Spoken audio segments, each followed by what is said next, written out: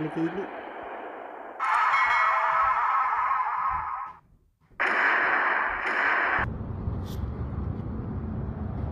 Hi guys, ayan. So dito sa New Zealand guys, hindi mo kailangan ng pump attendant or gasoline boy. Hindi ka guys sa Pinas guys. Dito kasi ikaw mismo yung maglalagay ng gasolina sa iyong sasakyan guys. Ayan. So Who's that? doon mo rin bayaran sa Jaden? Nakikita Yeah. ba? So nag-gas tayo ng $65. Say hi. Say hi.